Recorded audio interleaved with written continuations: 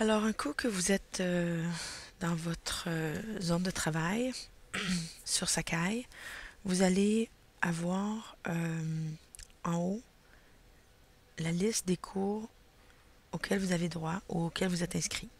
Parce que pour chacun des cours, vous pouvez avoir des droits différents. Donc, je peux être élève d'un cours et enseignante d'un autre. Alors, je m'en vais dans le cours qui m'intéresse, qui est en fait notre cours qui s'appelle Cours en ligne, et je vais vous présenter l'outil Information du site. Dans l'outil Information du site, il y a plusieurs choses que vous pouvez faire, dont éditer l'information de votre site.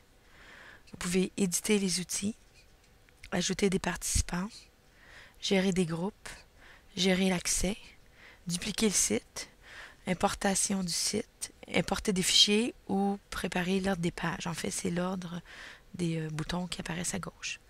Alors, on va commencer avec éditer l'information du site. C'est ici que vous allez écrire le titre de votre cours. Vous pouvez ensuite ajouter une courte description, ajouter un URL de votre cours, écrire le nom de la personne ressource et son adresse courriel. Alors, en cliquant sur Continuer, vous avez les informations qui sont ici. Et avec les flèches de navigation, vous pouvez aller à gauche pour retourner en arrière. Il est recommandé d'utiliser ces petites flèches ici au lieu des flèches de navigateur de Firefox. Ok, donc on a édité l'information du site, on a trouvé notre titre, notre description, notre image. Maintenant, nous allons éditer les outils. Avant d'éditer les outils, je vous recommande fortement de faire peut-être un survol des différents outils qui s'offrent à vous. Comme ça, vous pouvez peut-être faire un choix éclairé, mais c'est pas grave. Vous pouvez toujours, quand il vous plaira, retourner, ajouter ou enlever des outils.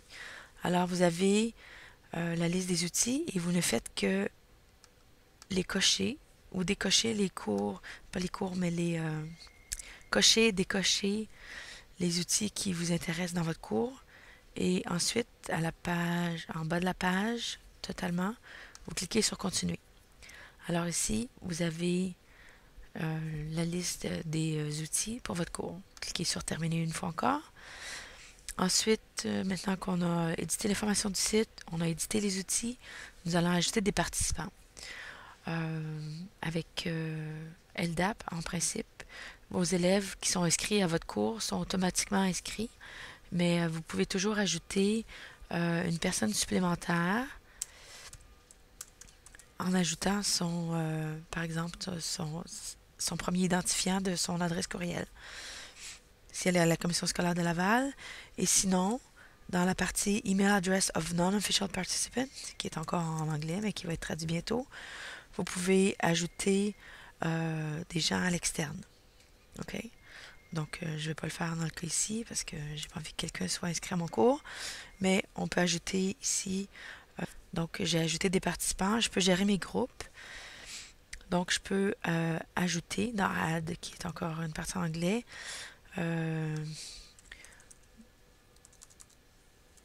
groupe test. OK? Alors, je fais une description brève de mon groupe. Groupe qui va tester le cours. Et j'ai ici la liste des membres du site. Les membres du site. Et donc, je peux ajouter à ce groupe test-là les personnes et je mets à jour. Donc, j'ai un groupe qui a été créé avec un participant. Alors, on tourne. On a géré les groupes, géré l'accès.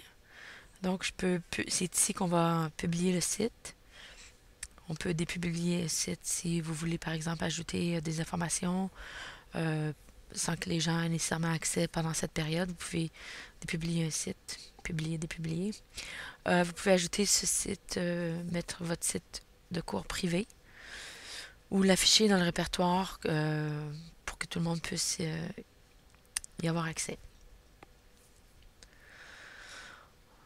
Dupliquer un site, ça pourrait être intéressant si par exemple vous avez utilisé un site l'année dernière et vous voulez le conserver tel quel, mais vous voulez ajouter d'autres éléments à un nouveau cours, par exemple, parce qu'il y a des différents modules qui sont ajoutés, vous pouvez aller dupliquer un site.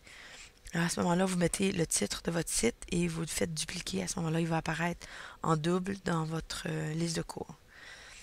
Même chose pour importation du site. Je peux dire, OK, je vais importer tel site et en cliquant sur Continuer, on va avoir d'autres trucs que je peux utiliser dans ce cours-là, mais on va pas le faire ici parce que j'ai pas vraiment envie de dupliquer un site.